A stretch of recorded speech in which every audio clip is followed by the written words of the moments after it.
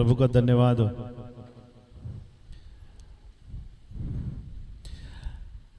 जगह छोटा है तो फिर भी हम लोग बड़ा बना रहे हैं जो भी है उसमें, क्योंकि हमारा दिल बड़ा है प्रभु के लिए, बाकी चीज़ के लिए नहीं है, प्रभु के राज्य के लिए हमारा दिल बड़ा है। तो इसके लिए जो भी बनता है हम कर रहे हैं। आमीन। मैं विश्वास करता हूँ आपको अच्छा लग रहा होगा थोड़ा अभी बैठने के लिए। आमीन, हालेलुया। जब हम एक बात के ऊपर विश्वास करते हैं, जो परमेश्वर कहता है जो मेरे खातिर तो सब कुछ लुटा देगा, तो विश्वास योग्य बनेगा। आज कई सारे लोगों के घर में बहुत सारी सुविधा है प्रभु को देने के लिए, लेकिन नहीं दे पाते हैं। अब प्रार्थना में मांगते हैं प्रभु घर दे ताकि तेरा ना भवन बने, तेरी आराधना हो, तेरी स्तुति हो। लेकिन जिस दिन घर बन गया ना, उस दिन से उसका प्रार्थना भी बंद हो जाता है। वो झूठे लोग हैं। घर अच्छा बन गया तो लोगों को प्रार्थना तो छोड़ो, लोग आने के लिए भी उनको रोकेंगे। परमेश्वर विश्वास योग्यता से देता है कि घर को, ताकि उसका महिमा के लिए इस्तेमाल हो। लेकिन अंत में क्या होता है, हनानिया सफारी के जैसा हो जाता है, मन बदल जाता है। अब परमेश्वर को जो देना वो नहीं देते, वो छुपा के रख लेते हैं। घर को खोलो परमेश्वर के लिए, ताकि परमेश्वर तेरे घर में बना रहे।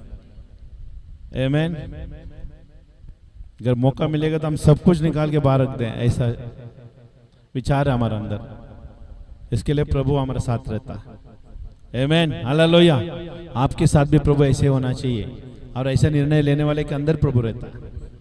तूने मेरे लिए सब कुछ लुटा दिया, आमीन, तो मैं तुझे दुगना आशीष करूंगा। हालेलुया। कभी कभी हम प्रार्थना करते हैं ना, डर लगता है कि बड़े बड़े घर के लिए, प्रभु अच्छा घर दे, अच्छा घर दे। लेकिन प्रभु अगर दे देगा तो उसमें क्या होगा। आमीन। जो नींद एक छोटी जगह से आता है ना, वो बड़े जगह में नहीं होता।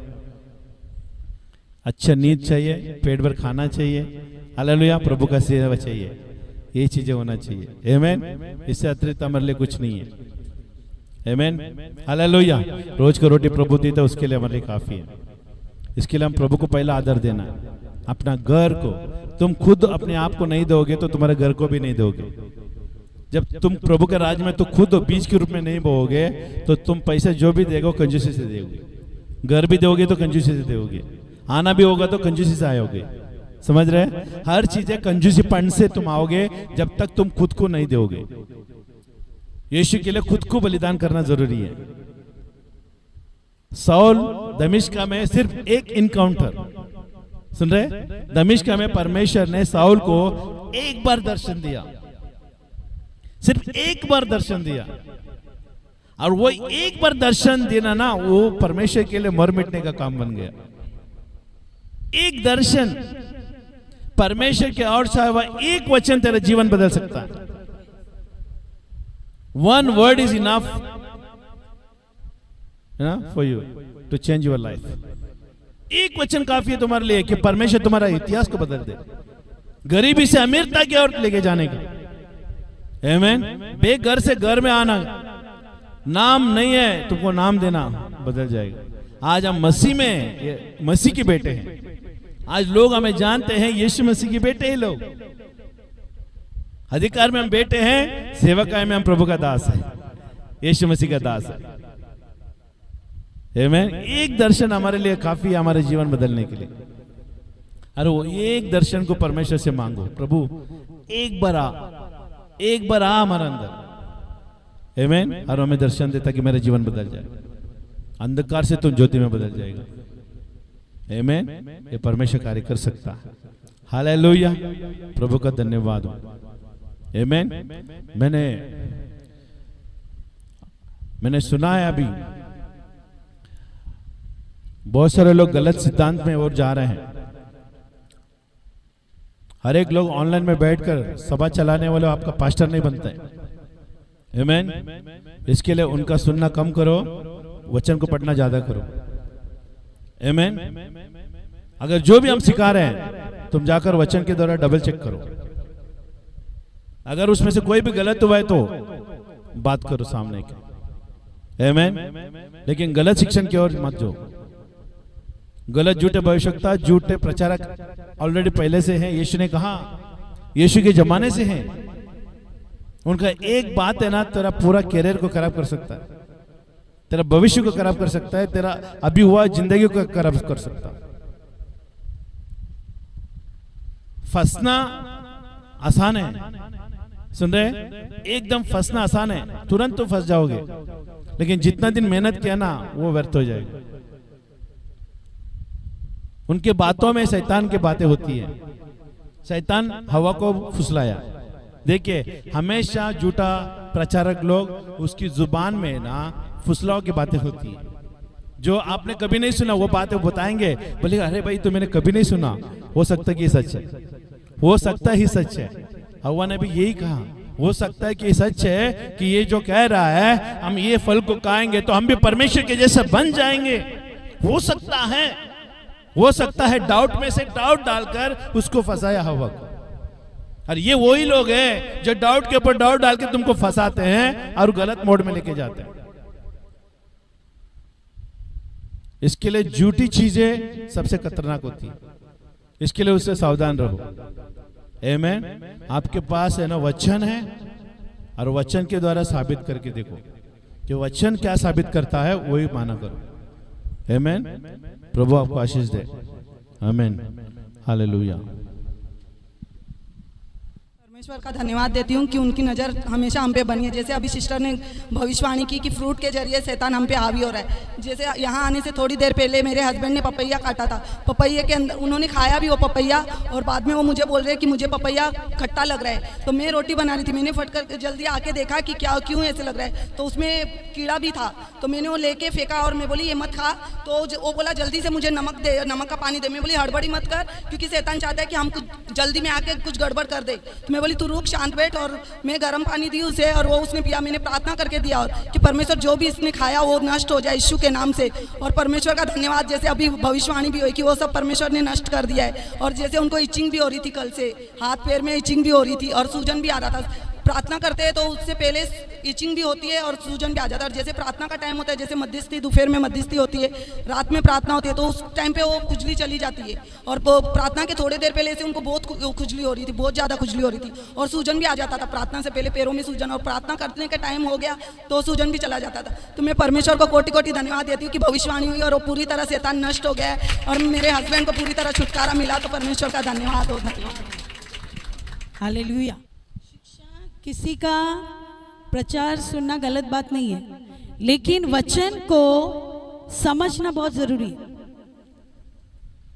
क्योंकि इंडक्टिव टीचिंग और डिडक्टिव टीचिंग जिसको कहते हैं, है ना, दो तरफा शिक्षण है।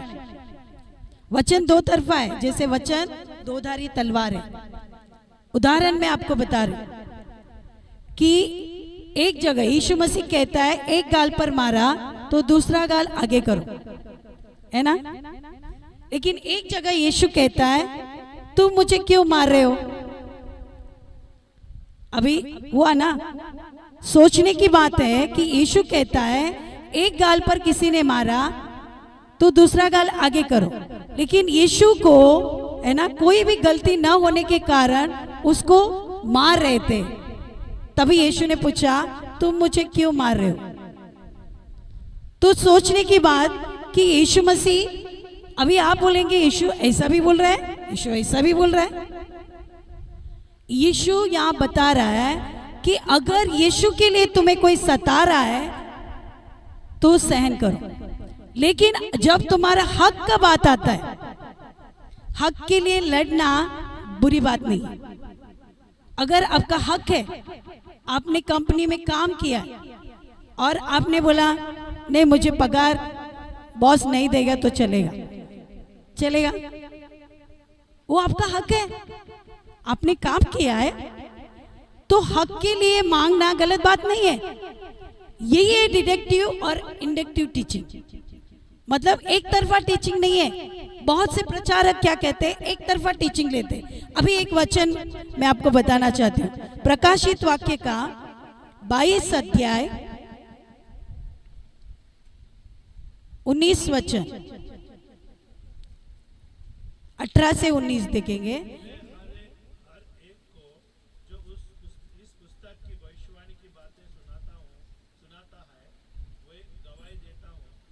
कोई मनुष्य इन बातों में कुछ बढ़ाए तो परमेश्वर उन विपत्तियों को जो इस पुस्तक में लिखी है उस पर बढ़ाएगा। हाँ, यदि कोई इस भविष्यवाणी की पुस्तक की बातों में से कुछ निकाल डाले तो परमेश्वर उस जीवन के वृक्ष और पवित्र नगर में से जिसके वर्णन इस पुस्तक में है उसका भाग निकाल देगा। हाँ। अब ये किसका, बाइबल किसका है?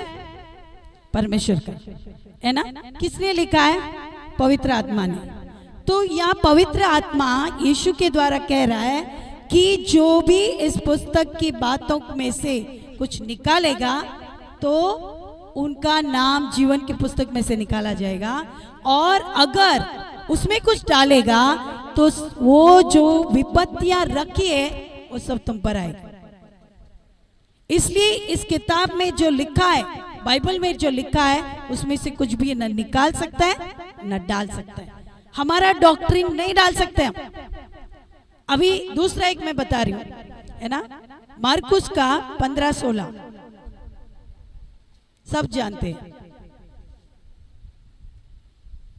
मार्कुस का 15-16 विश्वास करने वाले के अंदर क्या चिन्ह होंगे सबको पता है।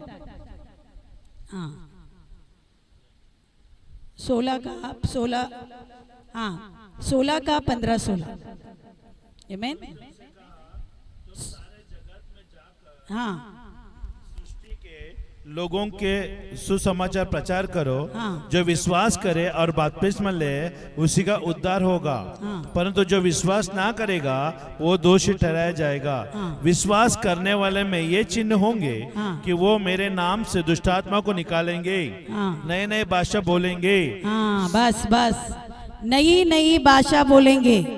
लिखा है ना यहाँ, 4 सुसमाचार यीशु का सुसमाचार है। ये यीशु के मुख से निकले हुए वचन है। आमीन। और जो दूसरे है सब लेटर्स है। कोरिन्थियंस को, हर एक कलीसिया को पौलुस ने लेटर लिखा है। लेकिन ये 4 सुसमाचार, मत्ती, मार्क, लूक, यूहन्ना, ये यीशु के मुख से निकले हुए शब्द है। तो क्या यीशु के मुख से निकले हुए शब्द गलत है? यीशु ने कहा है विश्वास करने वाले के अंदर चिन्ह दिखाई देंगे, वे अन्य भाषा में बात करेंगे। क्यों कहा है प्रभु ने? क्यों यीशु ने कहा? क्या इसमें से हम यीशु के एक शब्द को निकाल सकते हैं? नहीं निकाल सकते। यीशु ने ये भाषा दी है, भले वो किसी किसी की भाषा हो। मराठी भाषा वो लोग दूसरी जगह में बोलते रहेंगे, हम लोग है ना नाइजीरियन भाषा हम लोग बोल रहे हैं, अन्य भाषा। लेकिन प्रभु ने दिया ना। इसलिए बेबीलोन का टावर बांधते समय गड़बड़ी क्यों डाला?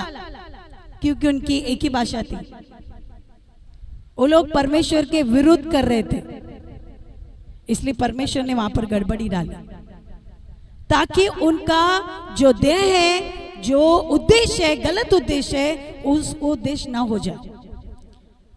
और नया नियम में यीशु ने खुद फिर से एक भाषा दी। वो संसार को नहीं दी, सिर्फ विश्वासियों को दी। जो यीशु पर विश्वास करता है उसके अंदर चिन्ह दिखाएंगे। क्या आप यीशु पर विश्वास कर रहे हो? क्योंकि आप यहाँ हैं तो एक यीशु पर विश्वास करने वाले। आमीन। यीशु पर विश्वास करने वाले ही कलीसिया में आते। आमीन।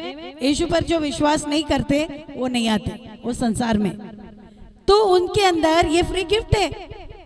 प्रभु कहता है उनके अंदर चिन्ह दिखाई देंगे, वो दुष्ट आत्मा को निकालेंगे, वो बीमारों पर हाथ रखेंगे, वो चंगे हो जाएंगे, वो नई नई भाषा बोलेंगे। हो सकता है वो नाइजीरियन भाषा हमको नहीं आता है, वो है ना उस लैटिन, इब्रानी, है ना ग्रीक, ये भाषा हमको नहीं आती। लेकिन वही हो सकते है वो हमारा अन्य भाषा हो, वो देश की भाषा हो, और हमारी भाषा वहां बोलते होंगे। आमीन। लेकिन परमेश्वर ने ऐसे बनाया है ताकि हम एकता में रहें। आमीन। और बाइबल में साफ लिखा है, अगर स्वर्गदूत भी आकर तुम्हें ये वचन के खिलाफ बोले तो तुम नहीं सुनना, उसकी बातों को नहीं सुनना। आने वाले दिनों में बहुत ऐसे होंगे, बहुत शिक्षण देने वाले आएंगे। अभी हम बता रहे थे, है ना, मैं टीचिंग मैंने दिया था, लेकिन फिर एक बार, क्योंकि कलीसिया है ना भूल जाती है दलित के बारे में, है ना। जब हमारा बात हो रहा था कि सबको समझेगा, मैं बोला देखो टीचर एक बोरिंग रहता है ना, प्रचारक उत्साहित रहता है। आमीन। हम एक टीचर हैं, टीचर से हमेशा है ना एकदम साइलेंस रहता है। आमीन। लेकिन वो शिक्षण में बताते। आमीन। तो मुझे पास्टर के जैसे इतना है ना प्रचार इतना नहीं कर सकती, लेकिन शिक्षण में मैं कर सकती हूँ।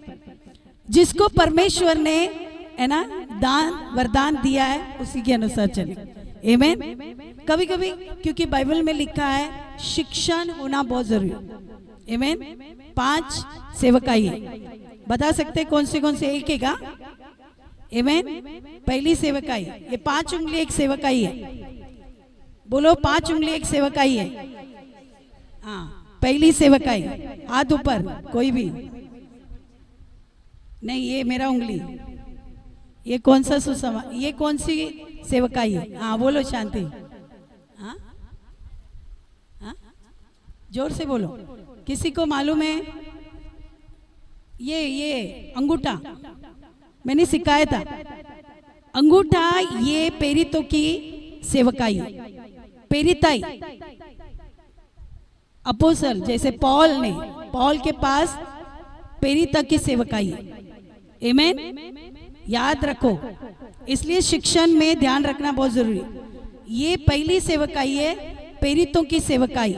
पेरित का काम क्या है? सुसमाचार सुनाना, लोगों को छुटकारा देना, लोगों को तैयार करना, कलीसिया स्थापित करना और दूसरी जगह में जाना। आमीन। पेरित एक ही जगह में नहीं रुकेगा, लेकिन आधा भी नहीं छोड़ेगा, पूरा तैयार करके दूसरे के हाथ में हैंड ओवर करके जाएगा। आमीन। ये पेरित की ये सबसे बड़ी जिम्मेदारी। दूसरी सेवकाई क्या है? भविष्यवक्ता, इसलिए वो उंगली दिखाता है ना स्ट्रेट। भविष्यवक्ता की सेवकाई, भविष्यवाणी करेगा और वो डायरेक्ट कहेगा, परमेश्वर का मुख से बातें कहेगा, है ना। ये है भविष्यवक्ता की सेवकाई। तीसरी उंगली है, लंबी है, वो सुसमाचार की सेवकाई। सुसमाचारक दूर दूर तक जाता है। भविष्यवक्ता का काम क्या है? लोगों को सीधा करना, प्रभु ने जो कहा है वो बातें डायरेक्ट बताना। भविष्यवक्ता किसी से डरता नहीं, वो मुंह देख के बात नहीं करेगा, वो परमेश्वर जो बोलेगा वो करेगा। आमीन। और सुसमाचारक दूर दूर तक जाएगा, वो आपको शिक्षण नहीं देगा, वो आपको उद्धार देके आगे निकल जाएगा। आमीन। ऐसे बहुत से सुसमाचार, जैसे बेनीन सुसमाचार दूर दूर तक जाते, वो टीचिंग भी देते, है ना। दिनाकरण, वो लोग का सुसमाचार का स्वभाव होता है। क्रूसेड में क्या होता है? सुसमाचार होता है ना। सुसमाचारक दूर दूर तक जाएंगे, वो लोग का कोई ठिकाना नहीं रहता, उनका सभा नहीं रहता है, वो लोग सुसमाचार देते जाएंगे। चौथा है पास्टर। ये रिंग है, किसका शादी हुआ है? अपने हाथ में रिंग है। आमीन। ये रिंग काय का चिन्ह है? वाचा का चिन्ह है। आमीन। ये रिंग एक वाचा है, ये कभी भी छोड़ के नहीं जाता। पास्टर कभी भी कलीसिया को छोड़कर नहीं जाएगा, उसको एक ही जगह में रुकना पड़ता है। इसका सबसे बड़ा जिम्मेदारी है, उसको सब कुछ सहन करना पड़ता है। वो चाहे तो भी नहीं जा सकता है, क्योंकि उसने कलीसिया से वाचा बांधी, परमेश्वर ने उसको जिम्मेदारी दी। आमीन। इसलिए हर बातों में उसको वहां पर रहना पड़ता है। कलीसिया का वो मुख्य है, ये पासबान की सेवकाई। आमीन। लास्ट उंगली है, ये शिक्षण की सेवकाई। शिक्षक, अगर कलीसिया में शिक्षक नहीं रहेगा, लोग भरमाए जाएंगे। आमीन। फिर अलग अलग टीचिंग सुन के भरमाए जाएंगे। इसलिए कलीसिया में शिक्षक भी होना जरूरी है। इसलिए हम आपको टीचिंग देते हैं ना, श्राप के बारे में अलग अलग शिक्षण हम देते। क्यों? ताकि आप भरमाए ना जाओ। ये परमेश्वर का 5 सेवकाई दिए, 5 सेवकाई कलीसिया में होना जरूरी है। और ये 5 सेवकाई के द्वारा, ये आपके खुद के लिए नहीं, हमारे खुद के लिए नहीं, कलीसिया के उन्नति के लिए। आमीन। इसके ये 5 सेवकाई के द्वारा परमेश्वर की कलीसिया की उन्नति होती है, ना कि उस इंसान की जिसके ऊपर उसका परमेश्वर का सेवकाई है। नहीं, वो कलीसिया में जो 5 सेवकाई दिए, कलीसिया के उन्नति के लिए दिए। आमीन। और परमेश्वर की महिमा होनी, उसमें यीशु मसीह की महिमा होनी। आमीन। इसलिए आप जानो, आपको भूख लगाए, कलीसिया में आओ। आपकी कलीसिया आपको हर भोजन से खिलाएगी, आपको तृप्त करेगी। आमीन। क्योंकि वचन में लिखा है, जो धार्मिकता के भूखे हैं वो प्यासे है, मेरे पास आओ, मैं उन्हें तृप्त करूंगा। आमीन। हम थोड़ा देखेंगे तलीत। मैंने बताया था, फिर भी मैं आपको, ये जो प्रेयर शॉल है, आप जानते हैं इनको, एक बार मैंने बताया था ना, ये इजराइल है ना। अभी यहाँ पर हम देखते हैं प्रेयर शॉल है ना। अभी ये प्रेयर शॉल का मतलब क्या है? अभी हम ये नहीं बोलते कि इसको अमल नहीं करना। अभी मैंने कहा कि बाइबल में जो लिखा है वो पूरा करना। यीशु मसीह भी इस बातों को लेकर चल रहा था। बाइबल में लिखा है, तलीत के बारे में लिखा है। इसलिए हम निकालेंगे मत्ती का, पहले हम देखेंगे लूका का 8 का 44, लूका 40 से 48 तक पढ़ेंगे। जब यीशु लौटा तो लोग उसके आनंद के साथ मिले, क्योंकि वह सब उसके बाद जो रहे थे। इतने में याईर नामक एक मनुष्य जो आराधनालय का सरदार था आया और यीशु के पांवों पर गिर के उसे विनती करने लगा कि मेरे घर चल, क्योंकि उसके बाहर 12 वर्ष की इकलौती बेटी थी, वो मरने पर थी। जब वो जा रहा था तब लोग उस पर गिर पड़ते थे। एक स्त्री ने, जिसे वो 12 वर्ष से लहू बहने का रोग था और जो अपने सारे जीविका वैद्यों के पीछे ब्याह कर चुकी थी, तो भी किसी के हाथों से चंगा ना हो सकी थी, पीछे से आकर उसके वस्त्र को, आंचल को छुआ और तुरंत उसका लहू बहना बंद हो गया। इस पर यीशु ने उसे कहा, मुझे किसने छुआ? जब सब पुकारने लगे तो पतरस और उसके साथियों ने कहा, हे स्वामी, तुझे तो भीड़ दबा रही है और तुझ पर गिर पड़ती है। परंतु यीशु ने कहा, किसी ने मुझे छुआ है, क्योंकि मैंने जान लिया है कि मुझसे सामर्थ निकली है। आमीन। बस है ना। अभी यहाँ हम देखते एक स्त्री है ना, यहाँ पर वो चंगाई के लिए छूती है। अभी इसका मतलब ये नहीं यीशु के वस्त्र में चंगाई थी, यीशु ने ये वस्त्र डाला था, ये तलीत पहना था, और वो जानती थी ये चोर, ये आंचल को, इसको मैं छूऊंगी और मैं ठीक हो जाऊं, इसमें चंगाई। और यीशु मसीह ये वस्त्र ऐसे है ना डाल के, पता है इजरायली लोग ऐसे डालकर प्रार्थना करते है ना, ऐसे डालकर प्रार्थना करते। अभी आप बोलेंगे यीशु मसीह क्यों ऐसा कर रहा था, यीशु क्यों ऐसा झांका था, सिर को क्यों ढाका? लेकिन ये इजराइल में आज भी वो प्रथा होती है। आमीन।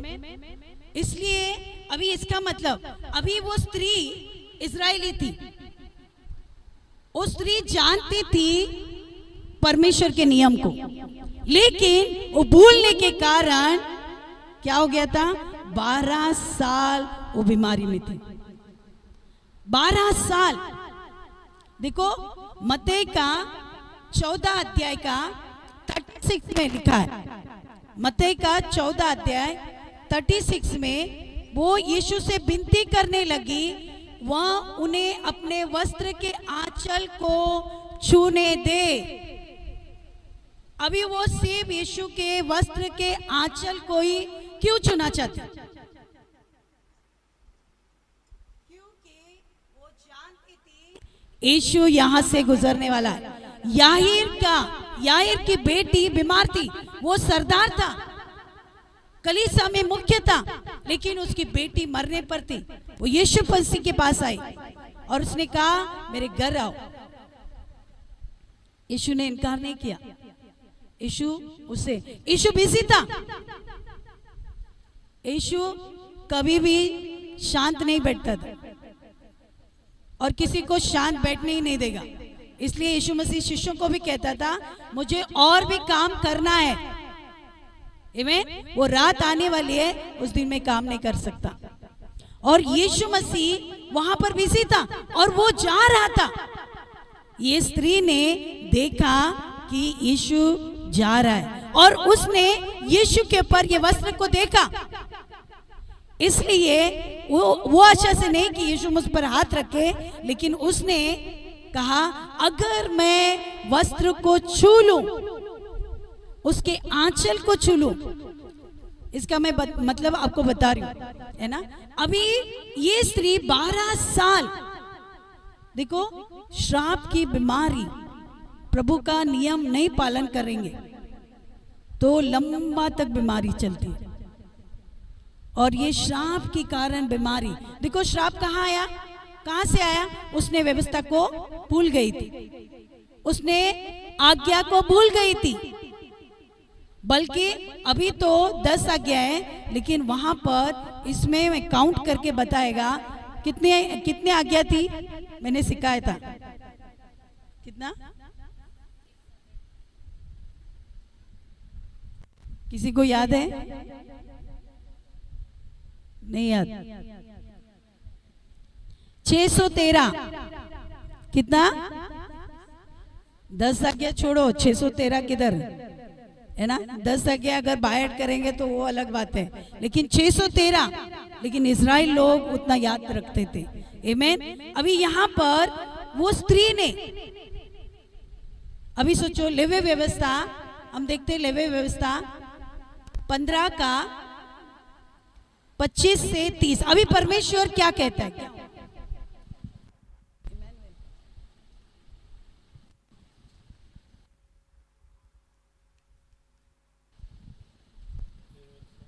आमीन। लेवी व्यवस्था देखो इनके प्रति क्या कह रहा था, क्या कह रहा था, इस कारण वो क्या, हाँ। फिर यदि किसी स्त्री के अपने मासिक धर्म के नियुक्त समय से अधिक दिन तक, है ना, रुधिर बहती रहे या उस नियुक्त समय से अधिक समय तक ऋतुमती रहे, तो जब तक वो ऐसी दशा में रहे तब तक वो अशुद्ध ठहरी रहे। उसकी ऋतुमती रहने के सब दिनों में जिस बिछेने पर वो लेटे, वो सब उसके मासिक धर्म के बिछेने के समान ठहरे, और जिस वस्तु पर वो बैठी है वो भी उसकी ऋतुमती रहने के दिनों के समान अशुद्ध ठहरे। अभी यहाँ पर अशुद्ध ठहरे। ये स्त्री 12 साल उसका रक्त बह रहा है और मूसा के नियम के अनुसार वो स्त्री जिस बिस्तर में सोएगी वो सब, है ना, अशुद्ध ठहरे। अब सोचो 12 साल, कितना कपड़ा फेंकना लगना है, कितना क्या कुछ उसका गया। 12 साल, एक तो गांव से बाहर, परिवार से बाहर, पैसा खत्म, सब इलाज किया। आमीन।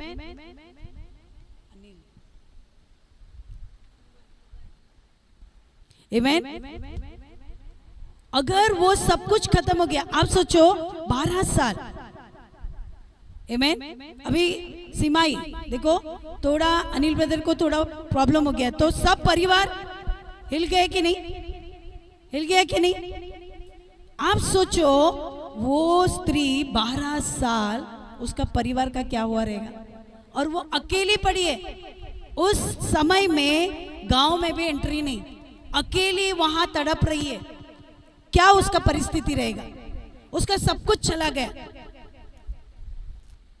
आमीन, कुछ भी नहीं उसके पास। ऐसे इसमें देखो वो वचन को भी भूल गई। परिस्थिति आता है ना, शैतान इतना गिरा देता है ना कि वचन को याद करने नहीं देता, बुला देता है। लेकिन इसलिए परमेश्वर ने कलीसिया को रखा है कि तुम भूल ना जाओ, तुम्हारी सुधि ली जाए, तुम्हारी देख रेख की जाए। अगर एक बार नहीं है तो उसको पूछा जाता है, बाबा क्या हुआ, फोन किया जाता है, क्या हो रहा है, कैसे है, क्योंकि हम अकेले नहीं रह सकते। परमेश्वर ने इसीलिए तो कलीसिया स्थापित की है, ताकि आपकी देखरेख हो। आमीन। एक गौशाला है, गौशाला में हर तरह के प्राणी रहेंगे, आमीन, हर तरह की गंदगी रहेगी, लेकिन गौशाले में ही है ना, गौशाले की सुरक्षा है। आमीन। यहाँ पर ये स्त्री के पास कोई नहीं था, लेकिन मूसा के नियम के अनुसार वो अंदर भी नहीं आ सकती। अभी जब तक वो अच्छी नहीं होती हो, अंदर आने का एंट्री नहीं उसको। एक तो पैसा खत्म, सब कुछ खत्म, लेकिन फिर भी है ना, उसको उसके अंदर परमेश्वर ने वचन को कब याद आया, उसका वचन जब यीशु के वस्त्र को देखा। इसलिए और एक नियम वचन में लिखा है, वो हम पढ़ेंगे। इसका मतलब मूसा को परमेश्वर ने बताया, गिनती का 15 का 37, 41। तीन बातें हम देखेंगे, तलीत, तजीद और नाका। गिनती का 15 का 37, 41।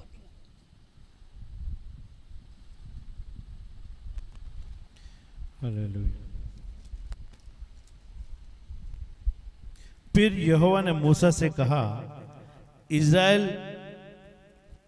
इज़राइलियों से कह कि अपने पीढ़ी पीढ़ी में अपने वस्त्र को चोर पर जलर लगाया करना, और एक चोर को जलर पर एक नीला पीला पीता लगाया करना। और अभी देखो परमेश्वर ने एक नियम दिया। परमेश्वर ने कहा पीढ़ी दर पीढ़ी, क्या कहा, इजराइलियों से कहा कि अपनी पीढ़ियों की पीढ़ी में अपने वस्त्र के चोर पर झालर लगाया करना, और हर एक कोर की झालर पर नीला फीता लगाना। अभी ये परमेश्वर का नियम है कि झालर लगाना। ये परमेश्वर ने मूसा को कहा था, हर पीढ़ी को कहो कपड़े को झालर होना चाहिए। इसको कहते हैं झालर, ये झालर है। पहले के जमाने में हर एक को रहता था, पता है, हर एक के कपड़े झालर वाले होते थे। सही है,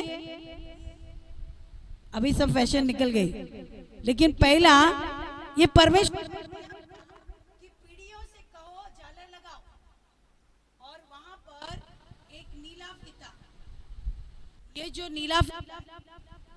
नीला धागा है, इसको लगाना। इसका मतलब क्या है, आदर, रॉयल्टी।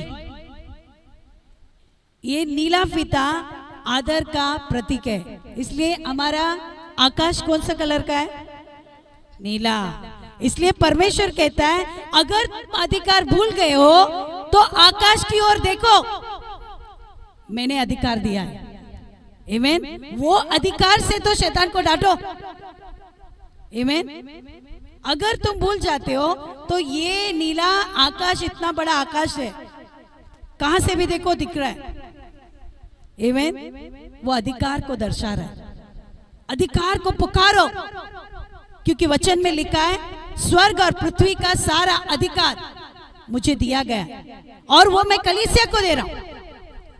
अगर शैतान सता रहा है, घर में तकलीफ ला रहा है, तो परमेश्वर कहता है इतना बड़ा आकाश मैंने दिया है, तान कर रखा है अधिकार के साथ, तो अधिकार को पुकारो और शैतान को हटाओ। आमीन। अधिकार कहीं भी पुकार सकते हैं आप चाहे काम पर हो, चाहे घर में हो, चाहे स्कूल में, कॉलेज में हो।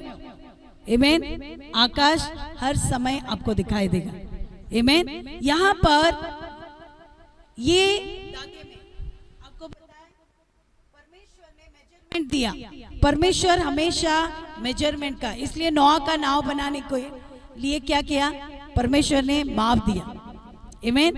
ये भी परमेश्वर ने माप के साथ दिया। इसमें ये सफेद धागे हैं, ये 7 धागे और ये एक नीला धागा, ये अधिकार का चिन्ह है। ये 7 धागे परमेश्वर का नियम है। आमीन। और ये 4 और 5 है ना। परमेश्वर कहता है 5, इसमें 4 कॉर्नर है और 5वां है ना। हम देखेंगे नियम को, जैसे गिनती का 37 40 हुआ, मैं 40 तक हो गया। अभी यहाँ पर तली। आमीन। आपको तलीत का मतलब देखो, तलीत हालेलुया इस्राएलियों ने कहा। अभी दूसरा नियम, वह तुम्हारे लिए झालर ठहरे और जिसे जब तुम उसे देखो तब प्रभु की सारी आज्ञाओं को स्मरण आ जाए और तुम उसका पालन करो और तुम अपने मन में और अपनी दृष्टि के वश में होकर व्यभिचार न करो जैसे तुम अब तक करते हो। परमेश्वर कहते हैं, अभी हो सकता है इसके अंदर ये बीमारी कहाँ से आई, उसने आज्ञा को तोड़ा। परमेश्वर कहता है जब भी तुम झालर देखोगे तो आज्ञा का पालन करो। आज्ञा को याद करो कि इस आज्ञा में क्या लिखा है। यहां पर अधिकार है। परमेश्वर कहता है अधिकार को पुकारो। ये जब जब देखोगे तुम पाप से दूर रहोगे। इसलिए पुराने नियम में ऐसे बाइबल नहीं थे, इसलिए परमेश्वर पुराने नियम में वस्त्रों के द्वारा, इसलिए याजकों का भी वस्त्र के ऊपर 12 कलर रहते थे, 12 गोत्र। हमारे पास अभी पवित्र शास्त्र है, अभी हम वचन देखकर हम बोल सकते, लेकिन पुराने नियम में बाइबल सबके पास नहीं था। स्क्रॉल खोलकर खाली भविष्यवक्ता संदेश थे वही पढ़ सकते थे। आमीन। लेकिन प्रभु का धन्यवाद हो, परमेश्वर ने वचन, इस कारण परमेश्वर मूसा को नियम देता था। अभी ये झालर को आप हर दर पीढ़ी दर, यानी पूर्वजों के आने वाले हर एक पीढ़ी के लिए ये झालर बनाना, क्योंकि परमेश्वर ने कहा। परमेश्वर के नियम को तोड़ नहीं सकते, इसलिए यीशु ने नियम नहीं तोड़ा। इसलिए यीशु भी आया इस पृथ्वी पर तो वो भी ये वस्त्र का इस्तेमाल करता था। आमीन। इसलिए यीशु कहता है मैं नियम तोड़ने नहीं लेकिन पूरा करने आया। आमीन। परमेश्वर का कोई भी नियम बाइबल में लिखा है, उसमें से एक भी नियम है ना कोई निकाल नहीं सकता। इसलिए देखो यीशु मसीह ने, यूहन्ना कहता है यीशु आपसे बपतिस्मा लेना, मुझसे बपतिस्मा लेना, ये मेरे इसमें नहीं है। मैं आपका शूज का है ना एक लेस भी खोल नहीं सकता। उसने देखा मैं परमेश्वर के पुत्र को कैसे बपतिस्मा दूं, लेकिन यीशु ने एक शब्द कहा जो पवित्र शास्त्र में लिखा है वैसे होने दो। आमीन। इसलिए यीशु मसीह कहता है मैं मूसा के नियम को तोड़ने नहीं, मैं समझाने और पूरा करने आया। आमीन। इसलिए यीशु ने क्या किया, नियम को पूरा किया। अब ये तलीत का मतलब है परमेश्वर की चंगाई। आमीन। यीशु साधारण तलीत उकाब पक्षी के नहीं। आमीन। नीला आकाश को आप हमेशा याद रखना, जब भी तकलीफ आएगा आप। इसलिए परमेश्वर बाइबल में हमेशा क्या कहता है, अपनी आंखें उठाकर आकाश की ओर देखो। परमेश्वर इनडायरेक्टली भी बता रहा है, अधिकार को दिखा रहा है, अधिकार को देखो, नीचे मत देखो, नीचे कुछ नहीं है लेकिन ऊपर सब कुछ है। आमीन। इसलिए वचन कहता है यीशु मसीह कहता है आंखें उठाकर देख, फसल पक चुकी है। आमीन। नीचे कुछ नहीं। संसार का एक कहावत है ना, खाली मुंडी पातल डुंडी, है ना मराठी में, अभी हिंदी में क्या बोलते है ना, नीचे जो रहता है वो पातल में ढूंढते रहते क्या है, लेकिन नीचे कुछ है ही नहीं, हमको ऊपर ढूंढना है। इसलिए अब्राहम को भी परमेश्वर ने क्या कहा, आकाश की ओर देख, तारों को देख, वो क्या गिन सकता है? आमीन। उतनी तेरी संतान होगी। परमेश्वर कहता है सिर उठाकर चलो, सिर नीचे करके नहीं। मैंने तुम्हें चुना है अधिकार के साथ। आमीन। अधिकार को इस्तेमाल करो। आमीन। आज वो तलीत के बारे में है ना, और हम देखेंगे कि तजित है ना, अभी ये तलीत के बारे में हुआ, अभी हम तजित का मतलब, अभी 3 कारण है। एक तलीत जिसके चंगाई मिलती है, और दूसरा तजित जिसको कहते हैं, है ना, उसका मतलब है विधि, है ना। मैंने उस दिन भी बताया था व्यवस्था और विधि अलग है। विधियों का भी पालन सही रीति से होना है। अभी विधि का मतलब क्या है ना, तजित यानी बोलते हैं कि एक गुच्छा, अभी ये क्या है, एक गुच्छा है, ये विधि। शादी में अब क्या करते हैं, गठबंध बांधते हैं ना, गांठ बांधते कि नहीं? हाँ, ये विधि है। विधि के अनुसार करते कि नहीं? विधि के अनुसार नहीं हो गया, अरे गलत हो गया। यानी ये सब बाइबल से चुराया हुआ बातें हैं। बाइबल में भी वही है, पवित्र शास्त्र पुराना नियम में भी विधि के अनुसार था, और सब शैतान ने चुरा कर वो अपनी महिमा ले रहा है।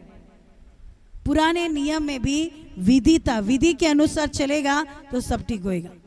इसलिए विधि के अनुसार अगर कोई स्त्री चंगी होती है, अभी वो 12 साल की, तो उसको क्या करना है, चढ़ावा चढ़ाना है ना, याजक को जाके बताना पड़ेगा, विधि पूरा करना पड़ेगा, तभी उसको गांव में एंट्री मिलेगा। अगर कोई कोढ़ी शुद्ध होता है तो उसको विधि पूरा करना पड़ेगा, विधि के बिना उसको गांव में एंट्री नहीं है। आमीन। इसलिए कहावत है ना, विधि के विधान को कौन टाल सकता है, बोलते हैं ना। लेकिन बाइबल में कहता है, यीशु मसीह कहता है, तुम विधि का पालन करो मेरे वचन के अनुसार, तुम्हारे ऊपर से हर एक संकट टल सकता है। आमीन। क्योंकि यीशु मसीह ने विधि का पालन करके गया। आमीन। पालन करके वो मरा, तीसरे दिन जी उठा। आमीन। इसलिए बोलता है अगर मैं पालन कर सकता हूं तो तुम भी पालन कर सकते हो। आमीन। इसलिए तजित का मतलब है चढ़ावा, है ना, विधि के अनुसार चढ़ावा नहीं हुआ तो आपका चंगाई भी अधूरा। सही है। अभी कुछ मन्नत मांगा आपने, पूरा नहीं किया, तो आपके अंदर क्या रहेगा, अरे मैंने बोला था, बच्चा होएगा ना, लड़का होएगा तो उसको ये देगा, उसके बाद आप विश्वासी बने, है ना। अभी बोलेगा अभी नहीं किया, मैं नहीं करेगा, वो सही है, नहीं करना है, लेकिन प्रभु को तो तुम दे सकते हो। आमीन। ताकि तुम वो बंधन से मुक्त हो सको और वो बच्चा भी परमेश्वर का, है ना, आशीष में आ सके। आमीन। संसार को जब हम नियम बोलते वाचा बांधते हैं तो कितना क्या कुछ नहीं करते, कर्जा लेकर भी वो मन्नत को पूरा करेंगे।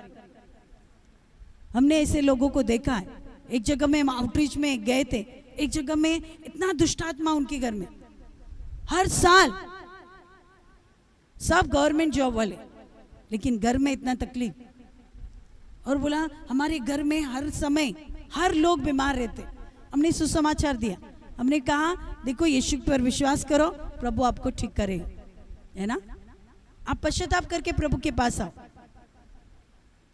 और सेम जगह में जैसे प्रार्थना किया, प्रभु ने कहा इस जगह में बलि होता है। हम तो पहली बार मिले थे उनसे, ये बोला क्या, यहाँ पर हमने देखा एक है ना बकरे को काट रहे, वहां पर बलि चरा रहे। वो डर गए, ये लोग तो पहली बार मिला, इनको कैसे मालूम। मैं बोला जो आप कर रहे हैं ना उसी के कारण आपके घर में ये हो रहा है। आप प्रभु यीशु के पास आओ, आपको कुछ नहीं होगा, सब ठीक हो जाएगा। आमीन। लेकिन डर उनके अंदर बैठा था, है ना। वो बोलते हैं हम नहीं छोड़ सकते। मैं बोला हम कुछ नहीं कर सकते। फिर हमने आपको सोल्यूशन बताया, चलना नहीं चलना ये तुम्हारे ऊपर है। आमीन। यीशु मसीह ने वचन बताया है ना, जो पुकारेगा वो चंगाई होगा। आमीन। नहीं पुकारेगा वो वैसे ही बना रहेगा। आमीन। यीशु किसी को जबरदस्ती नहीं करता। आमीन। अगर वाचा बांधी है, आपको पता है अविश्वासी होते समय मैंने वाचा बांधी, क्षमा मांगो और प्रभु मैं तुझ में वाचा बांधता हूं, और प्रभु के हाथ में दे दो, परमेश्वर उसको ठीक करेगा। आमीन। हालेलुया। इसलिए शैतान ये सब विधियों को लाकर, देखो शैतान से विधि बांधता है तो कैसे पूरा करता है। 40 दिन हमने उपवास, है ना, उसके लिए उपवास किया है, हम छोड़ नहीं सकते, बीच में हम आ नहीं सकते, वो हमको मार देगा। ऐसा कौन परमेश्वर है जो तुमको हानि कर सकता है? हमारा परमेश्वर हानि नहीं करता है। आमीन। उसने खुद जीवन दिया है। आमीन। वो जीवन देने वाला है। आमीन। वो लेने वाला नहीं, वो बचाने वाला है। इसलिए बोलते हैं तुम्हें मारने वाला चाहिए, बचाने वाला चाहिए। आमीन। जब जब पाप धरती पर बढ़ेगा, पापियों को नाश करने आऊंगा, है ना। लेकिन यीशु कहता है मैं आया हूं तुम्हें जीवन देने। आमीन। मैं पाप को, तुम्हारे अंदर के पाप को नष्ट करूंगा, लेकिन तुम्हें मैं जीवन रखूंगा। आमीन। यीशु मसीह आया है जीवन देने। आमीन। इसलिए तजीद का मतलब, इसलिए चढ़ावा। आमीन। चढ़ावा चढ़ाना जरूरी है ना। वो क्या है? तलीत। पुराने नियम में भी था, इसलिए यीशु मसीह ने नया नियम में क्या कहा? सारे दान और दशमा प्रभु के भवन में लो। आमीन। ताकि मेरे भवन में भोजन वस्तु रहे। और देखो मैं तुम्हें देता हूं कि नहीं। परमेश्वर को परखना है तो परखो। हमारा परमेश्वर देता है, लेता नहीं। आपने इधर देगा ना, आप घर से बाहर निकलेंगे, वापस परमेश्वर आपको देगा। देता है परमेश्वर। हमने भी परखा है, आज इसलिए हम चल रहे, है ना। आपने भी परखा है, आपने सबने परखा है। मैं जानती हूं आपको भी वो आशीष मिला है। आमीन। हमने सबका गवाही सुना है। आमीन। किसी ने नहीं पाया और किसी ने देकर नहीं मिला, ऐसा हुआ ही नहीं, क्योंकि परमेश्वर किसी का कर्जा रखता नहीं। आमीन। वो उदारता से देता है। इसलिए परमेश्वर कहता है तुम देते हो, मैं तुम्हें वापस दूंगा। 5000 को भोजन खिलाने के लिए यीशु ने क्यों बोला तुम्हारे पास क्या है? वो खुद भी चमत्कार कर सकता था ना। आकाश से अगर मानना लोगों को दिया 40 साल, तो क्या तभी 5000 को भोजन नहीं दे सकता था? नहीं। परमेश्वर यीशु मसीह सिखाना चाहता है तुम्हारे पास क्या है उसको मैं आशीषित करना चाहता हूं, पहले मेरे पास लाओ। और लाया और यीशु ने आशीषित किया और 12 टोकरियां बच गया, इतने लोगों ने खाया। प्रभु कहता है चढ़ावा, है ना, प्रभु की विधि का पालन करना है हमको। ये है तजीद, है ना। बोलते हैं इसलिए देखो ये 7, ये पूरे मिलकर है ना, चारों इसमें कितना फीता है पता है? 32 है ना। इसके लिए हर एक इसमें एक वचन है, मैं आपको बताना चाहता हूं, है ना। अभी पहला वचन है जो हमने पढ़ा, मलाकी का 4 अध्याय 2 वचन, ये पहले फीता में लिखा है। मलाकी 4 का 2 वचन पढ़िए, चंगाई के लिए, है ना, कि हम किस तरह चंगाई पा सकते हैं इसके द्वारा। परंतु तुम्हारे लिए जो मेरे नाम का भय मानता है, हाँ। धर्म का सूर्य उदय होगा, हाँ। और उसकी किरणों के द्वारा तुम चंगे हो जाओगे, हाँ। और तुम निकलकर फले हुए बछड़े के समान कूदोगे और फादोगे। हाँ, देखो परमेश्वर कहता है कि तुम उसकी चंगाई के किरणों के द्वारा, इंग्लिश में कुछ अलग है, विंग्स लिखा रहेगा। इंग्लिश किसके पास बाइबल है वो पढ़ो, सेम 4th चैप्टर 2 वर्स, जोर से पढ़ो।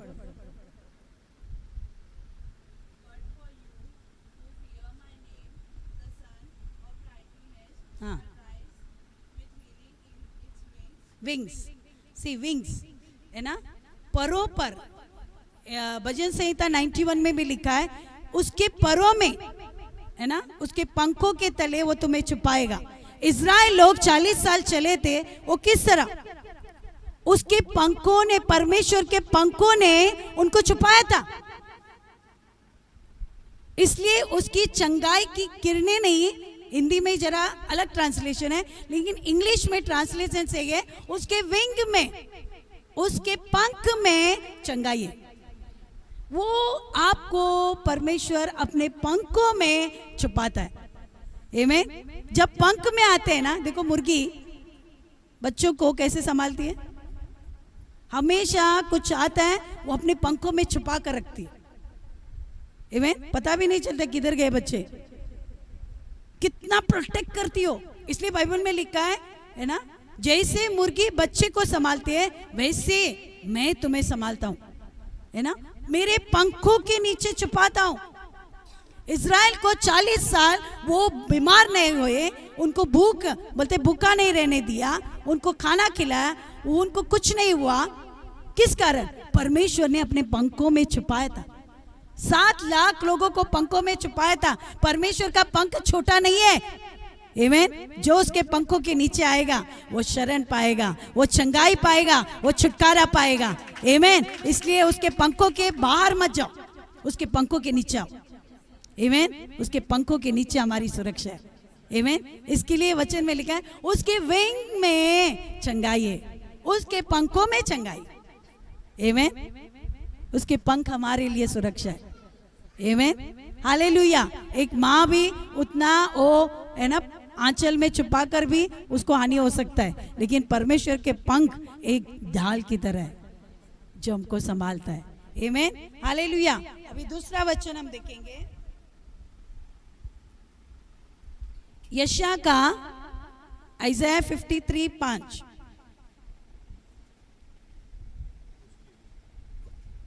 है ना, यशायाह का 53:5। परंतु वो हमारे ही अपराधों के कारण घायल किया गया, वो हमारे ही अधर्मों के कामों के कारण कुचला गया, हमारे ही शांति के लिए उस पर ताड़ना पड़ी कि उसकी कोड़े खाने से हम लोग चंगे हो जाए। देखो अभी यहाँ पर लिखा है कि हमारे ही कारण उस पर ताड़ना पड़ी और उसके कोड़े खाने से हम चंगे हो गए। वचन में लिखा है, ये तलीत का मतलब वही है परमेश्वर का वचन, है ना। लेकिन पुराने नियम में तब पवित्र शास्त्र सबके पास नहीं था, लेकिन अभी हमारे पास पवित्र शास्त्र है। आमीन। लेकिन उसका अर्थ बता रहे, देखो हमारे ही अधर्म के कारण उस पर ताड़ना पड़ी। मैंने बताया था पाप और अधर्म क्या है। अधर्म घिनौना पाप है और इस कारण अधर्म वाले व्यक्ति को ताड़ना दी जाती है ना। और यीशु मसीह पर ताड़ना पड़ी हमारे अधर्म के कारण। इसलिए दूसरा इतिहास 7:14 में लिखा है, अगर तुम अपने अधर्म से घूमो और पश्चाताप करके मेरे दर्शन के खोजी बनो, तो मैं तुम्हारे जमीन को ज्यों का त्यों कर दूंगा और मैं तुम्हें चंगा करूंगा। आमीन। ये 2 शब्द है चंगाई के लिए। अधर्म से घूम जाओ, अधर्म पाप नहीं लिखा वहां, अधर्म। इसलिए नेहमाया अधर्म के पाप के लिए क्षमा मांग, है ना। नेहमाया कहता है मैंने पाप किया, इज़राइल ने नहीं, मैंने पाप किया। सारे इज़राइल का पाप अपने ऊपर लेकर नेहमाया क्षमा मांगता है और परमेश्वर कहता है तूने ये अपराध के लिए क्षमा मांगा, इस कारण मेरे कान को मैं खोलता हूं और मेरे हाथ को बढ़ाता हूं, मैं इज़राइल को चंगा करूंगा। आमीन। अधर्म किससे घूमोगे? परमेश्वर कहता है मैं कान जो बंद किए थे ना आपका प्रार्थना सुनने के लिए, मैं खोलता हूं। अधर्म क्या करता है पता है? परमेश्वर के कान को बंद करता है। अधर्म वो है जो किसी का हत्या, एबॉर्शन करना, किसी के निर्दोष की हत्या करना, किसी का हक चुराना, किसी के ऊपर अत्याचार करना, ये अधर्म है। मतलब वो इनोसेंट को तुमने मार दिया। अभी आप बोलेंगे मैंने थोड़ी मारा, सब पूर्वज दूध के दूल्हे नहीं थे, है ना। उनको वचन नहीं मालूम था, भय नहीं मानते थे, उनसे अधर्म हुआ है। 30 पीढ़ी पीछे जाकर देखो, है ना। तो वो अधर्म से परमेश्वर बोलता है तुम कितना भी चिल्लाओ मैं कान बंद करूंगा, लेकिन जो भी अधर्म के लिए क्षमा मांगेगा, उनके क्षमा, उनके अधर्म के लिए, तो प्रभु कहता है मैं मेरे कान को खोलूंगा और मैं अपने हाथ को बढ़ाऊंगा तो मैं चंगा करूंगा। आमीन। इसलिए सबसे बड़ी बात, पाप का क्षमा मांगते, रोज मांगते हैं ना, प्रभु मुझसे कुछ गलती हो गई मुझे माफ कर दो, माफ कर दो। अधर्म वैसे ही है ना, अधर्म निकलना बहुत जरूरी है, क्योंकि अधर्म के कारण ही यीशु पर ताड़ना पड़ी थी। वचन तो मालूम है, वचन बोलते यीशु हमारे अधर्म के कारण तुझ पर ताड़ना पड़ी, तेरी कोड़े खाने से मैं चंगा हो गया। यीशु बोलता है ये सही है तुम्हारे लिए, लेकिन तुम क्षमा तो मांगो, अधर्म के पाप के लिए क्षमा तो मांगो, फिर मैं ये चंगाई तुम्हारे पास दूंगा। मेरे हाथ को बढ़ाऊंगा, मैं चाहता हूं कि तू चंगा हो जा, मैं चाहता हूं कि तू सीधा हो जा। एक बहन की गवाही देती, ये करुणा का इसमें, वो बहन इतना सीरियस थी, उसका कंडीशन है ना, ऑक्सीजन लेवल सिर्फ 30 था, और ऐसे स्थिति में बीएमसी अस्पताल में क्या कंडीशन रहेगी। सब लोग ने होप छोड़ा था, मैंने सुना, मैं बोला नहीं वो ठीक होकर आएगी, मैं विश्वास करती हूँ। और उसके बीच में उसकी माँ भी मर गई है ना, फिर भी उसको बताएं 1 महीना वो अस्पताल में थी, 1 महीना। अब सोचो 1 महीना बीएमसी अस्पताल में आईसीयू वार्ड में, उसका पूरा 30 खाली ऑक्सीजन, उसका पूरा शरीर में इन्फेक्शन में सब वो फैल गया था, लेकिन बचाने वाला बड़ा है। आमीन। उसने ऐसी स्थिति में भी प्रार्थना ने काम किया। कल मैं उसको मिलने, बोलते मैं कभी से इंतजार कर रही थी, मैं आई हूं घर में, ये आई नहीं मिलने। आमीन। आज वो भली चंगी है। बोलते मुझे अस्पताल में भी सब डॉक्टर, प्रार्थना करने वाले डॉक्टर मिले। आमीन। वो डॉक्टर को बोलती है तुम मेरे लिए प्रार्थना करो, मैं तुम्हारे लिए प्रार्थना करूंगी। आमीन। आज वो भली चंगी है। आज वो, मैं बोला तुमको नया जन्म मिला है, अब तुमने प्रभु का सेवा करना है। आमीन। कोई नहीं आ सकता है, 1 महीना कोई रखेगा, अगर वो है ना, अगर प्राइवेट में रहता तो कितना पैसा होता, वो भी आईसीयू में, हालत खराब, लेकिन प्रभु ने उसको बचा के घर में लाया। आमीन। प्रभु को धन्यवाद। ये है हमारा परमेश्वर। हम जब भी किसी के बारे में सुनते हमने प्रार्थना करना है। आमीन। हमने एक दूसरे के लिए प्रार्थना नहीं है, वो हमारे चर्च का नहीं, हम क्यों करें। अरे भाईचारा तो कुछ है, प्रेम तो कुछ है, प्रभु ने हमसे प्रेम किया है, वो प्रेम के खातिर तो करो। आमीन। हम क्या लेके जा सकते, परमेश्वर बोलते किसी का कर्जदार ने, प्रेम के सिवाय किसी का कर्जदार मत बनो। आमीन। लास्ट में है ना, अभी ये 613 है ना आज्ञा, अभी ये 5, अभी 8वीं थे, ये 5 ऐसी किताबें जो पेंटाट्यूब कहते हैं, जिसे मूसा के द्वारा दी गई किताबें, और ये किताबें मूसा के द्वारा मानते थे, उसी को आज्ञा में हमें चलना है। अभी ये हुआ तजीद। अभी दूसरा है, जैसे मैंने आपको बताया, जिसके पंखों के नीचे, उसका इब्रानी भाषा में कहते हैं कानाफा। कनाफा, कनाफा यानी पंख है ना, पंख में चंगाई मिलती है। जैसे हमने पढ़ा ना, मलाकी का 4:2, अभी वहां पर पंखों के नीचे है ना, इसके लिए बोलते हैं पंखों के नीचे तुम शरण पाओगे। और एक वचन है व्यवस्था विवरण का 32 का 11 से 12, फिर हम खत्म करेंगे। व्यवस्था विवरण 32 का 11 और 12। जैसे उकाब अपने घोंसले को हिला हिलाकर अपने बच्चे को ऊपर ऊपर मंडलता है, वैसे ही उसने अपने पंखों पे लाकर उसके अपने परों पर उठा लिया। यहोवा अकेला ही उसकी अगुवाई करता रहा और उसके संग कोई पराया देवता ना था। हाँ, देखो परमेश्वर ने अकेला ही उनको 40 साल उठाया। आमीन। 40 वर्ष इजरायली सही सलामत थे क्योंकि वह परमेश्वर के पंखों के नीचे थे। 40 साल आपको प्रभु में चलते उतने साल नहीं हुआ ना, तो प्रभु छोड़ेगा क्या? अगर 40 साल उनको संभालता है तो आपको क्यों नहीं संभालेगा? आमीन। और एक वचन को हम देखेंगे मैथ्यू का 2 कोरिन्थियंस का 5 का 21, 2 कोरिन्थियंस का 5 का 21। जो पाप से अज्ञान था उसी को उसने हमारे लिए पापी ठहराया कि हम उसके होकर परमेश्वर की धार्मिकता बन जाए। हाँ, जो पाप से अज्ञात था उसी को हमारे लिए पाप ठहरा, है ना। यीशु मसीह निर्दोष था लेकिन हमारे लिए वो पापी ठहराया ताकि हम धर्मी बने। इसलिए अभी शैतान हमारे पर दोष नहीं लगा सकता क्योंकि यीशु मसीह हमारे लिए पापी बना और हम धर्मी बने। आमीन। हमें धर्मी बनाने के लिए यीशु ने सारे पाप को लिया। और लास्ट वचन है आमीन, मत्ती का 14, मत्ती का पढ़ा हमने, हाँ मत्ती का 14:36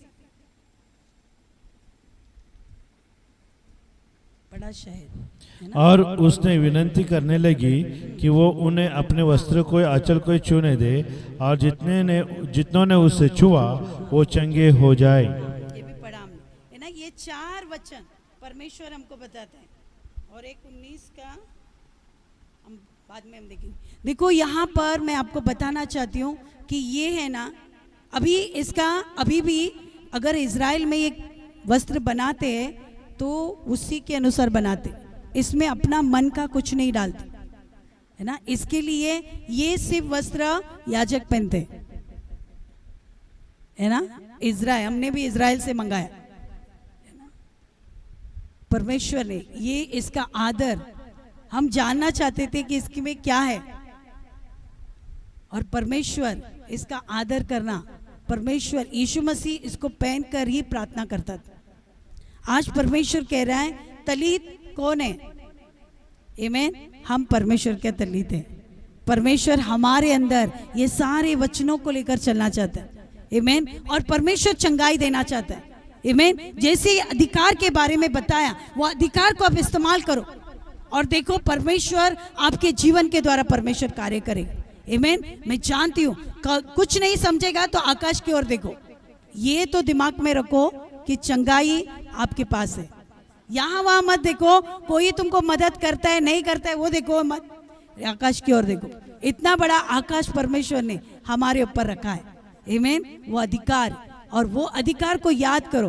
परमेश्वर ने कहा है जो तुम पृथ्वी पर बांधोगे वह स्वर्ग में बंधेगा, जो तुम पृथ्वी पर खोलोगे वह स्वर्ग में खुलेगा।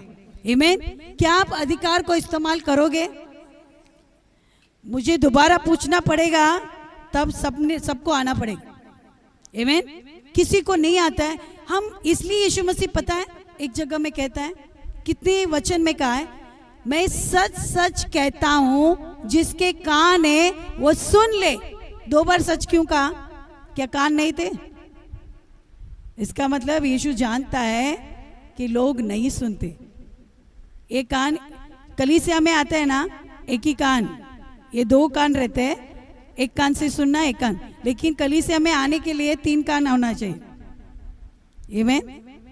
वो एक कान है ना, वो परमेश्वर की बातों को अंदर रखने के लिए, सुनने के लिए, परमेश्वर की बातों को सुनने के लिए, यहाँ से है ना निकालने के लिए। देखो कुछ आवाज़ आता है तो हम लोग क्या करते हैं, कुछ सीरियसली आप बात कर रहे हैं और परेशान हो रहे, तो बच्चे लोग देखो ऑनलाइन में क्या करते, वो कान में डाल के बैठते, वो इधर क्या हो रहा है उनको पता नहीं।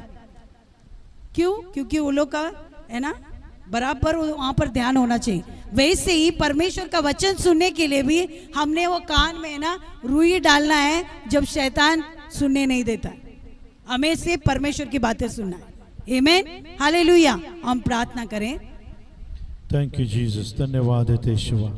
पिता इस समय धन्यवाद देते तेरे चरणों में आते परमेश्वर, आप सिर्फ खड़े हो जाए, वहाँ पर कोई राय नहीं। हालेलुया। धन्यवाद देते प्रभु। हाँ प्रभु, तेरे विधि और तेरे आज्ञा का पालन करना हमारे लिए उत्तम है प्रभु जी। और इस समय हम प्रार्थना करते हैं यीशु के नाम में, आपका विधियों पर, आपका वचनों के ऊपर हमें चलने के लिए आप हमें अनुग्रह दो प्रभु। पिता, मैं प्रार्थना करते इस समय परमेश्वर, आपका परमेश्वर सबसे बड़ा विधि यही था कि प्रभु आपने अपने लहू को हमारे लिए बहाया प्रभु, आपने शरीर को हमारे लिए तोड़ा। उस कारण प्रभु जी आज हम चंगे हैं। मैं प्रार्थना करता हूं यीशु के नाम में पिता, इस समय जितने भी लोग इसमें भागीदारी हो रहा है उन सबको प्रभु तो बुद्धि दे, ज्ञान दे और तेरा डर माने प्रभु। अगर जान अनजान में अगर कोई भी गलत हुआ है, जो गलत शिक्षण की ओर अपना कान लगाया और तुझ पर विरोध किया है और जो तूने दिया है विधियों को नहीं माना, तो प्रभु हम प्रार्थना करते उन्हें क्षमा कर, क्षमा कर यीशु के नाम में। थैंक यू जीसस, धन्यवाद देते प्रभु। हालेलुया प्रभु, ये तेरा शरीर है, ये तेरा लहू है प्रभु, इसमें भागीदारी होने के लिए आप अनुग्रह दो प्रभु। जैसा इसमें हम लेते हैं आप प्रभु, हम धन्य लोगे जो तूने हमारे लिए प्रभु अपना शरीर दिया, हम धन्य लोगे तूने अपने लहू दिया हमारे लिए, और इसमें भागीदारी होने के लिए अनुग्रह दे पिता। और जो भी लेंगे एक साथ होकर आपका राज बढ़े, आपकी इच्छा पूरी होने दे, यीशु के नाम से हम प्रार्थना करते हैं, आमीन आमीन आमीन।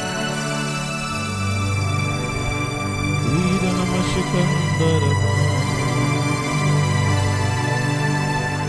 Hallelujah hallelujah.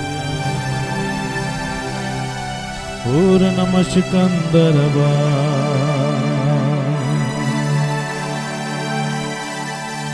वीर नमस्कार। वसीले होंगे पाप क्षमा, तेरे सलीब से यीशु पाए रोगी शिफा, तेरा लहू, तेरा लहू, तेरा लहू करता है पाप क्षमा, तेरे लहू के वसीले होंगे पाप क्षमा, तेरे सलीब से यीशु पाए रोगी शिफा, तेरा लहू, तेरा लहू, तेरा लहू करता पाप क्षमा। हाँ परमेश्वर, तेरे लहू में पाप क्षमा है, तेरे लहू में छुटकारा है। आज वही लहू हमारे अंदर जा रही है, हमारे लहू को प्रभु तूने शुद्ध किया, इसके लिए मैं धन्यवाद यीशु के नाम से हम मांगते हैं, आमीन।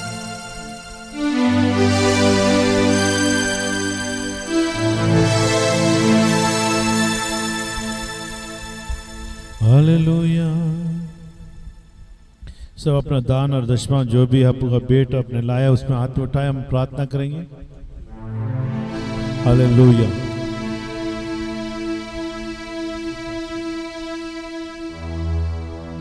आमीन। हम प्रार्थना करेंगे इस समय में। खुदा बाप में धन्यवाद देते जितने भी लोगों ने अपने हाथों में जो भी उठाने का बेट परमेश्वर और दान और दशमांश को लाया, उस सबको आशीर्वादित कर प्रभु। जो आनंद से और उदार मन से जो देता है आप उसको 100 गुना आशीष आप देते प्रभु। हम धन्यवाद देते प्रभु जी, हर एक को देने के लिए आपने मदद किया। यीशु के नाम से हम प्रार्थना करते हैं, आमीन आमीन आमीन। Bless you Jesus. हालेलुया। मुझे आगे पीछे गे रखा है, अपना हाथ मुझ पर रखे रखा है। तूने मुझे आगे पीछे गे रखा है, अपना हाथ मुझ पर रखे रखा है। तेरी आत्मा से भाग कर मैं कहाँ जाऊं, तेरी आत्मा से भाग कर मैं कहाँ जाऊं। पर चलूं तो तू वहाँ है, तूफानों में चलूं तो तू वहाँ है, लहरों पर चलो तो तू वहाँ है, तूफानों में चलो तो तू वहाँ है। मेरी आत्मा से बात कर, मैं कहाँ जाऊँ, तेरी आत्मा से बात कर, मैं कहाँ जाऊँ।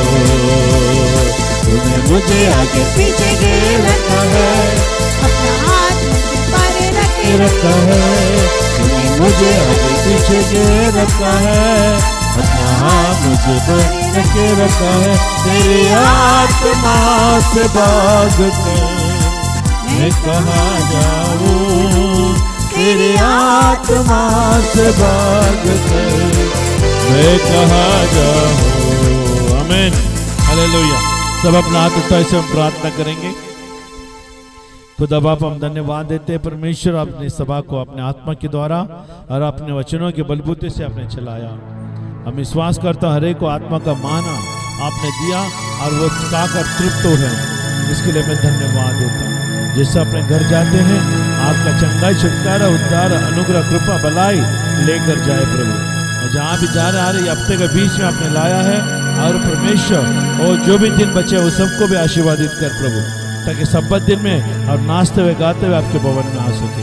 हम धन्यवाद देते हैं, इनका हर एक अन्न जल पर आशीषित कर, इनका हृदय मध्य में से रोगों को दूर कर और हमें भले चंगे रख प्रभु जी, ताकि आपका महिमा हो। हर एक को धन्यवाद देने के लिए आप अनुग्रह ईश्वर के नाम से हम प्रार्थना करते हैं और सब मिलकर कहें आमीन, आमीन, आमीन, हालेलुया। जय मसीह की। शलोम।